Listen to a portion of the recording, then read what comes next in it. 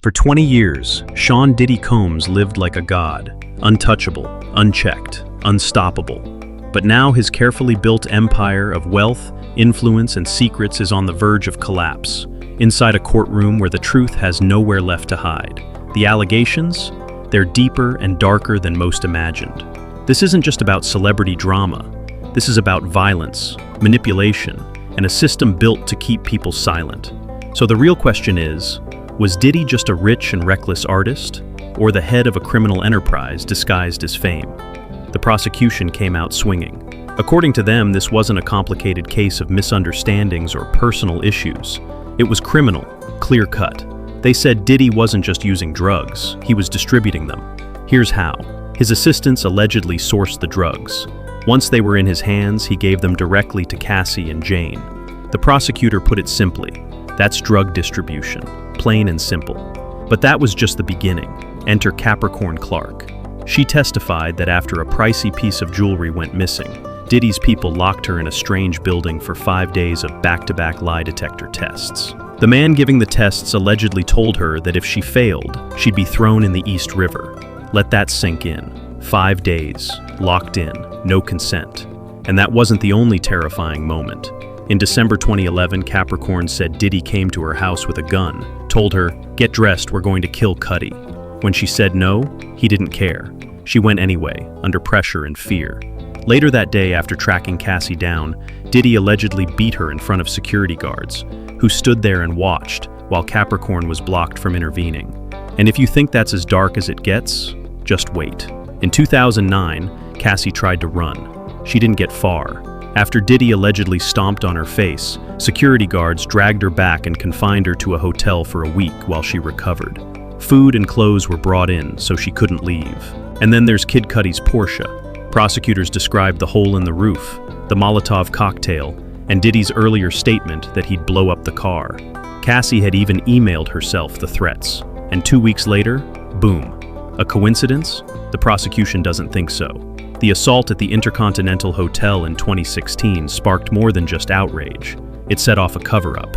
When hotel security caught wind of the incident, Diddy tried to buy silence. $100,000 in cash, counted, stuffed in a paper bag, and handed over. One of the guards, Eddie Garcia, even signed an NDA.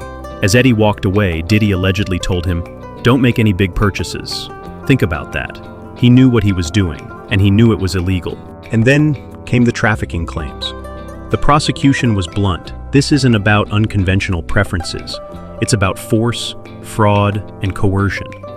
Cassie and Jane may have consented early in the relationship, but prosecutors argued that consent doesn't erase coercion. One of the most horrifying accounts, Jane, flown to New York under the promise of quality time, only to find out mid-flight that Diddy had arranged for another man to sleep with her. She vomited between 2 freak-off sessions. Diddy wouldn't let her stop. Another time, after allegedly assaulting her, he forced her to take ecstasy and perform sexual acts on an escort while he watched. When she resisted, Diddy reportedly got in her face and asked, "Is this coercion?" He used the legal term because he knew what was coming. Cassie never did a freak-off sober. She was 19 when she got with Diddy, who was also her boss. He controlled her career, her life, and even her family. Her parents? Diddy allegedly demanded $20,000 from them when he found out she was seeing Kid Cudi. The most disturbing claim? That Diddy was aroused by humiliating Cassie, forcing her into degrading acts even while she was sick or on her period. In 2018, they met for a closure dinner. But what Cassie says happened after? She was raped. He texted her later, "I know I look bad to you. I can tell I didn't turn you on yesterday." The prosecution said that was his twisted way of acknowledging what he did, without taking responsibility. This wasn't just about one man and his misdeeds. According to prosecutors, it was a network, with Diddy at the top. His staff booked the hotels. They supplied the drugs. They brought in the escorts. They knew what was going on. That's racketeering, the prosecution argued. A criminal enterprise disguised as a celebrity lifestyle. And while it's rare to see a RICO charge based on a romantic relationship, it's not impossible. Then came the defense, and they played a wild card. Mockery. They joked about confiscated baby oil, Astroglide, and 5 Valium pills. "The streets are safe," the lawyer said sarcastically.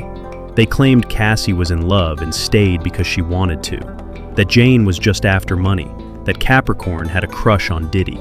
They even said Cassie was gangster for hiding her relationship with Kid Cudi using a burner phone. To them, Diddy wasn't a criminal, he was just a complicated man with personal demons. But the prosecution wasn't backing down. They fired back. Diddy is not a god, he's a man, and in this courtroom he stands equal before the law.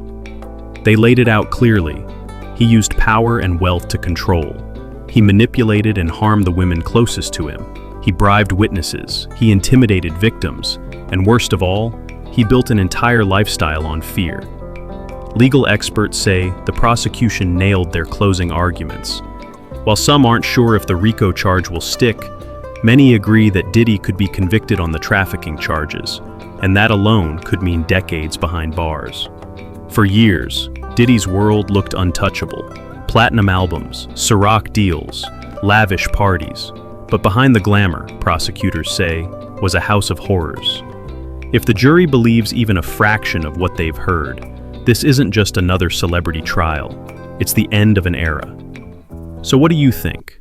Is this finally the moment where accountability catches up to celebrity power? Or is it all just smoke and mirrors built from old grudges and lawsuits? Drop your thoughts in the comments below, and if you thought this case was explosive, wait till you see what we've got coming next. Check out the videos in the end cards. Until next time, stay informed, stay questioning, and stay watching.